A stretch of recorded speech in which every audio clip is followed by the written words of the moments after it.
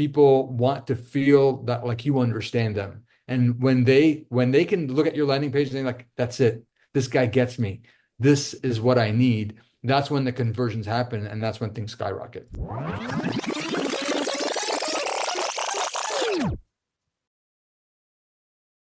Hey, everybody, welcome back to another episode of the Richer Geek podcast. Today we have Peter Gurgis. He's the founder of Swift Press Support. It's a company dedicated to creating affordable, engaging websites and apps for small businesses. He leverages scientific methods, psychological principles. He creates designs that not only attract customers, but also keeps them engaged. His work's recognized by the Wells Fargo Leaders Club, reflects his commitment to delivering impactful digital solutions. How you doing, Peter? Hey, I'm doing great, Mike. It's a pleasure to be with you today. Good. Yeah. Welcome on the Richer Geek. So tell us who's Peter? Yeah, sure, absolutely. So I own a website design and advertising agency, and I'm also married. I got a couple of kids. My daughter is 13 years old, so she just became a teenager. So pray for me. And a 10-year-old, and I also have the privilege of serving at my church as a full-time creative life director, which is kind of like an IT support manager. So I know what it's like to be in having a full-time job and having also a full-time business in both worlds. So I'd love to talk today about like different things that our audience would be interested in, from time management to starting your own hustle, as I've been down that road and I know exactly what it takes and the obstacles and roadblocks that are on the way. Yeah. Well, let's get into that. A lot of our listeners are full-time whatever. A lot of them are in the tech space. Um, but it's people are getting so tired of the rat race, and we have the return to work mandates, and people are now starting to look, and then they're saying, well, I'd love to start my own thing, but I don't know how. But I can't lose my salary because I make a lot of money. So tell us how that juggle is and how you were able to do it. Yeah, for me, it was out of necessity. And I'd love to share my story because maybe that'll help encourage some of the other folks also. And for me, working, for a church at that time, it barely paid the bills. People who work for church don't usually make a lot of money. But it was a passion of mine. And so when I had my first daughter, I was able to keep things afloat. But when I had my son, our second child, that's when the bills began to pile up. And so I really thought that, you know what, all I need to do is just keep my job at the church and just start working another job and start my own business. And I knew that it was going to be hard, to get a second job, because then, that was going to be like, when am I going to spend time with my family? And family is really important to me. So Hmm. I knew that, hey, starting a business was the best solution for me. So I started off first creating like an online website that people could go to, because I was really good at time management and productivity. And I wanted to create like these little mini courses and sell them for like $19 a piece, Hmm. and sell them online. And so I would wake up every day before I had to go to work. So I had to be at work at 8:30. I would wake up at 4 o'clock. And I would wake up, starting on my side hustle, building a website, creating, hey, what am I going to sell my course, recording my course, all these different things. The goal was to make $3,000 a month extra, that would more than cover my bills, and also put me in a good place where I could, put money to my 401k, Roth IRA, and I'd be good. And after I did that for 3 months, and I launched my website, and I was hoping and praying, oh, I hope I can make that 3,000. And lo and behold, I sold only two of my courses, which were $17 a piece. So I made $34, and I refunded one person. So my net gain was $17. I was like, oh my gosh, what happened?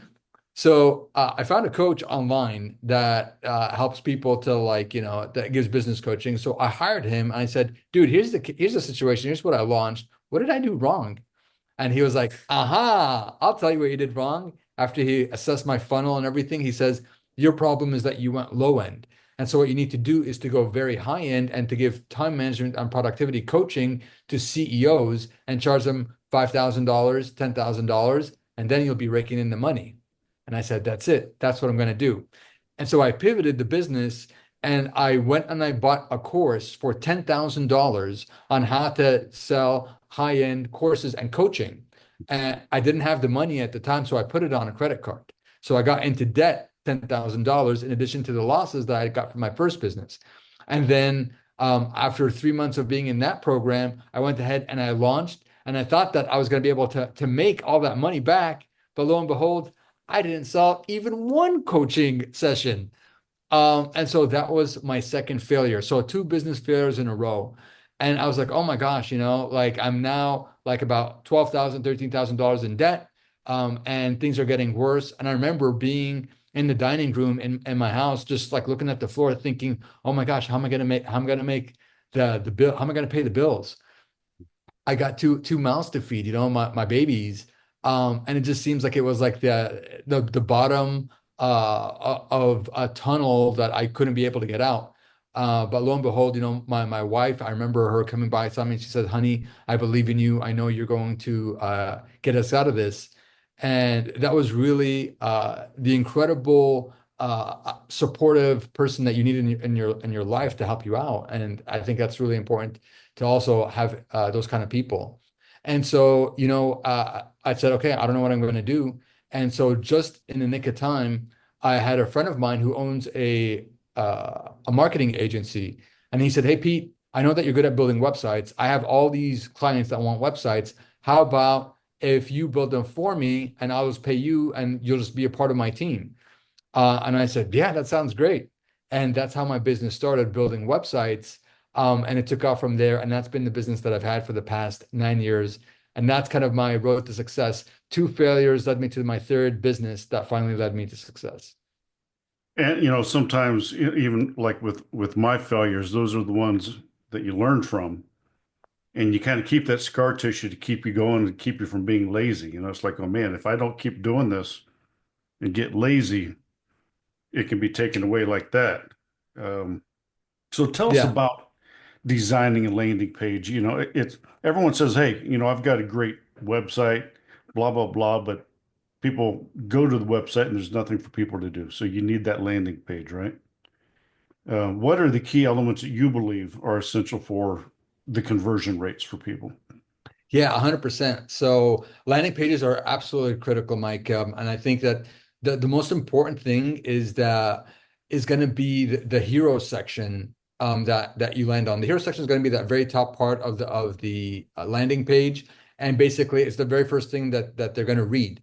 And so it needs to capture the people's attention. It needs to tell the people what are they there for, and it has to be to speak to their problem and offer the benefit or offer something curiosity or intriguing, something that's intriguing. And the whole point of really a landing page is that every single part of the landing page is meant to take you to the next part. And so if at any part of your landing page that you fail in doing that, either by using the wrong image or the wrong text, people will stop scrolling and they'll just close out of their browser. And you know Mhm. what? They got all those notifications on their phone anyway. So you're pretty much dead in the water. So it's really, really important to test your landing pages, test the headlines, test your offer, and make sure that the pages are great and they have great design and great copy, and that you're speaking into the problems or the conversation that is already happening in your prospect's head. And if you can do that, then you'll be opening up the door to be able to make that connection, because really people want to feel that like you understand them. And when they can look at your landing page and they're like, that's it, this guy gets me, this is what I need, that's when the conversions happen, and that's when things skyrocket. How much do you pay attention to the DR ratings and getting, the landing page of their website, number one on Google, and how do you try to accomplish building up the DR ratings? Yeah, with the DR ratings, it's so interesting because now I don't know in your world what you've been seeing with AI, but Hmm. people are talking like, oh, SEO is dead, and what's happening to Google, and that's a Mhm. fascinating conversation in by itself. So we are still seeing, that Google is still dominating, search results, but it looks like, ChatGPT is really giving Google a run for their money, and also new tools like Perplexity. Some people are switching now to Perplexity for their search engines.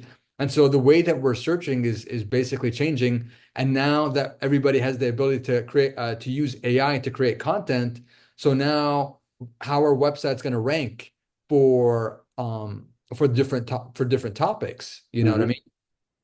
So what we're finding is that what's really, really important is to become an authority in your area. And it's like kind of like going to a doctor, you know, if you you go to a doctor and you look up that person and like maybe they have like one or two reviews or something, you might be like, okay, you know, is this guy new? I mean, what's the deal here? But if you look at somebody who has, you know, 495 reviews and they have a 4.8 star rating and all this stuff, then you're thinking, wow, like this person's legitimate, you know, like that person's been around. And so it's the same thing with your website. How can you get other websites to link back to you as an authority in your area? Hmm. And how can you get other people to see you as the expert? And I think when you do that, then you will you know, get higher in the on the DR ratings, and it's going to be something that's really fantastic. Yeah, because links are so important in the industry because that gives you an appeal as far as Google goes, kind of like an authority. It's like, okay, all these other different websites know you, and talk to us a little bit about. I know Google just did a reset. A lot of the people that I know that have websites, they'd start blogging, but they were basically 95% AI generated content. And finally, Google goes, you know what? I don't like that because you're not really doing anything. So Google did this reset, and all of a sudden, everyone's DR ratings, and ladies and gentlemen, that's domain ratings. Um, it's the rating of how good your website is on their search engine, whether or not you're on the first page or the 10th page. But talk to us a little bit about the evolution of AI. Everyone's like, okay, I need to blog. I need all this content to shove on my website. The importance of maybe using AI as like a template, but then you have to change it, right? Because even Google knows when it's an AI content, right? Yeah, yeah, absolutely. And there's something to be said, Mike. I think also like if you're new to the game, like let's say, for example, we got somebody in the audience that is starting a brand new business. They got a lot more hurdles than somebody that's been around for like, you know, 5 years or so or 10 or more. Because one of the things that Google also looks at is how old is your domain? Hmm. So if you just purchased a brand new domain and you know it never been bought and you're like deploying a brand new business, you're not going to have a lot of authority juice are going to be pretty low and you're going to be starting from scratch. It's harder to start moving a parked car, and that's what you're doing when you're starting a brand new business. So Hmm. there is something else that I do recommend instead, and this is really fascinating, and this Hmm. is go on YouTube. You know, start building content on YouTube for your ideal clients. Because you know what? It does two things. One is that YouTube is the second biggest search engine in the world. And number two, look at how much video is dominating our lives every day. You know, I mean, pe some people are going to be watching our podcast today on YouTube or on video, you know, and that's going to be their preferred method. And so video is fantastic and it does two things. One is that it helps for people to find you. But number two is that if you're selling something, which most businesses are, then it helps to warm up the relationship before that person. You are able to build a connection that you wouldn't be able to build by just creating an article or a blog. So I think there's something to be said about looking at YouTube and creating a video strategy for your business. And I've seen a lot of businesses getting great results from that. Now, how about web hosting? Does it really matter? Whether I go with this company or that company, and hosting's just hosting, right? Or is there some big differences? Curious about growing your wealth, the best opportunities aren't always the most obvious. That's why we've partnered with Bob Bernatas of Franchise with Bob. He specializes in helping investors like you leverage franchising, an overlooked but highly profitable way to create semi-passive income. And for a limited time, Bob is giving our listeners access to his course on franchising investing for free. Inside, you'll learn how to evaluate franchises, minimize risk, and maximize returns. This course is normally priced at $499. Don't let this pass you by. Go to edu.franchisewithbob.com/RG and get your free course today. Yeah, there's huge differences. And oh my gosh, like you using the wrong host and picking the cheaper ones Mhm. is definitely going to be could be devastating for you. Think about it like that, cheap web hosting, the stuff that you see for like, oh, 2.99 a month, 3.99 a month, and get for 3 years. Think of it kind of like you are putting basically your website in a bad neighborhood that's infested by gangs. Hey, you know what? Whenever there's gang activity, they could basically dominate your neighborhood, bring you down, and cause for your living area to go down and to have all sorts of problems. And that's what exactly those things are, is that when you're getting for 2.99, 3.99 web hosting, is that you're paying for server space and you have literally hundreds and thousands of people on the same server. And what your neighbors do on that server, they affect you, including passing on of viruses and passing on of different stuff. And so that's really detrimental to a business where, you know what, you can't afford for your website to go down. And also, for you to have malware on there. And you're seeing the best companies, the biggest companies in the world get infiltrated with security and attacks. Think about Target, Mhm. AT&T, all the different big names out there. They've all had some kind of uh, attacks on a breach of data.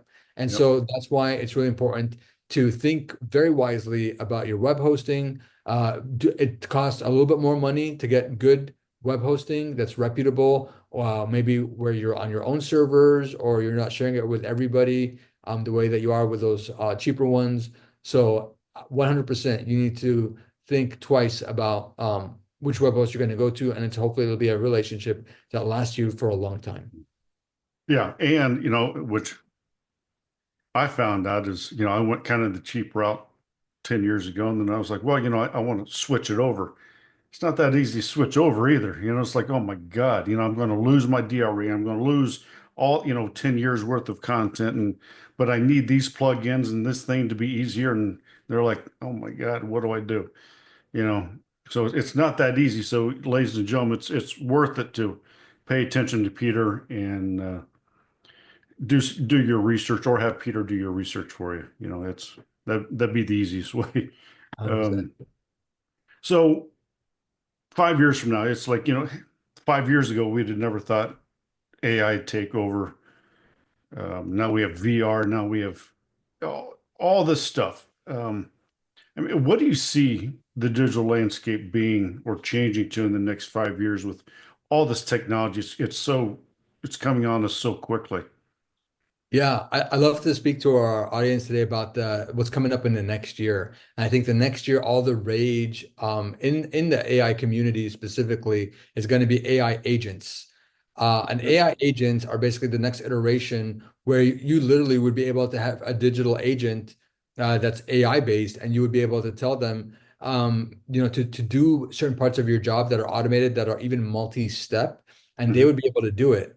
So let's say, for example, this podcast, maybe next year with AI agents, you'd be like, hey, take this recording of the podcast and put it on my website and think about all the things that I would need to do, whether it need to be audio editing, refining, uploading the MP4 file or the MP3 file to the website. And then maybe you would ask another agent to post it on YouTube. So then it would be able to do that for you, AI. And then maybe you would want it to create social media posts for you on X and Facebook and Insta. Then it would be able to do that for you, also all automated. So literally, AI agents are going to be sweeping and doing a lot of our jobs for us. And so then a lot of people are panicking, like, well, what does that mean for my job?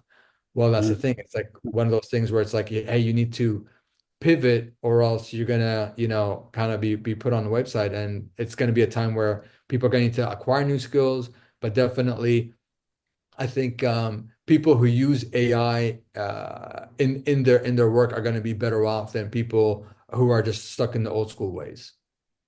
Yeah, I just had a lady on my podcast and she cloned herself. She did AI cloning. I was at first I was like, oh, go away. What is this cloning stuff like that? But it was funny. She explained it, and she has this app that's part of her website and part of her teaching, and you can ask the app, and she just used 10 years worth of all of her articles and all of her experience and education materials, built up this clone, AI clone. And now it's like, oh, wow, I don't have to answer any of these questions anymore because the AI does it for her. And it's just, I thought that was absolutely amazing that AI has been able to do that. And even her friend said, okay, I asked the AI and then asked you, and yep, it was the same answer. So that's pretty crazy.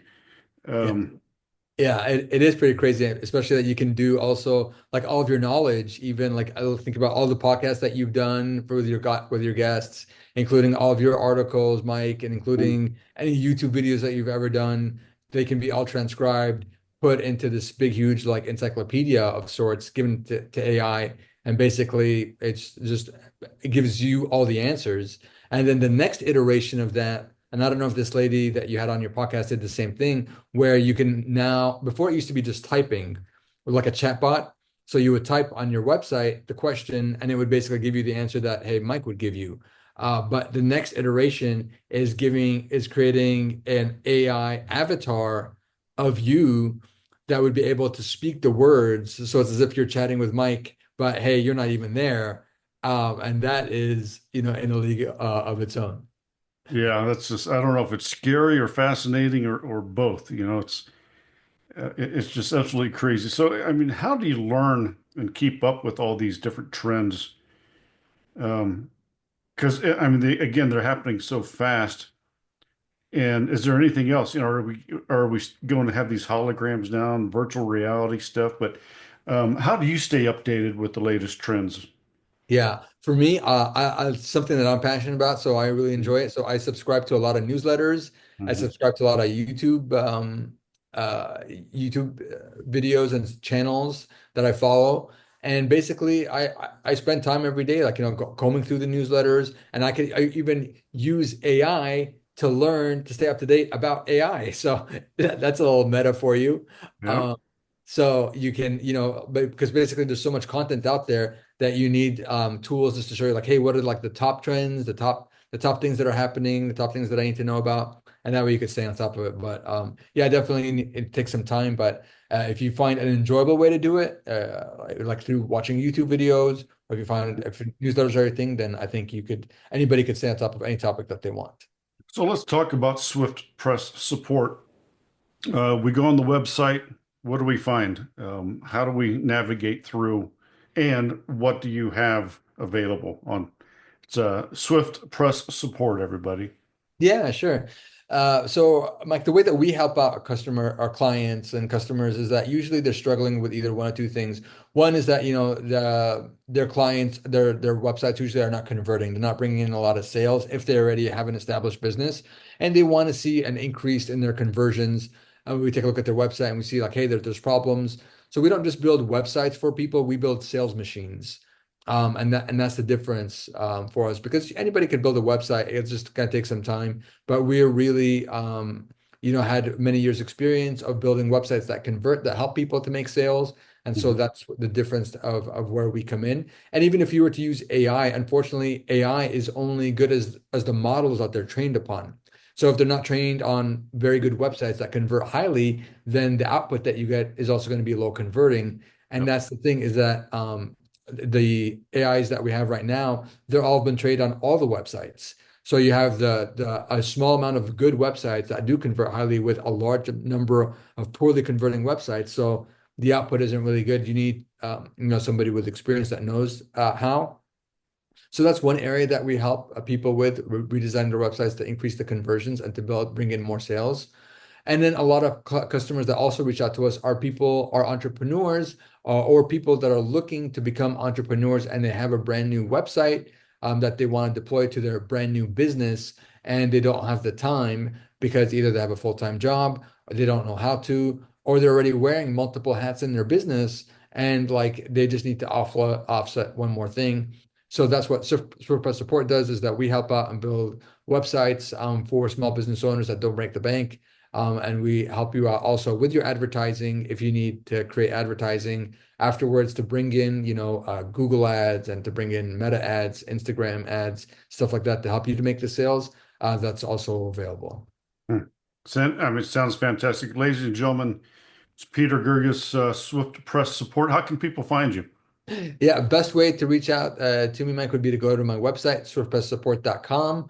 And right there, you can book a calendar time with me. There'll be links to all my social media, and you can find me and subscribe to my YouTube channel and come check out one of my videos. Sounds great. Peter, thank you so much for coming on the Richer Geek podcast. Have a great day. Thank you so much, Mike. A pleasure to be here, and I look forward to connecting with you soon. Thank you.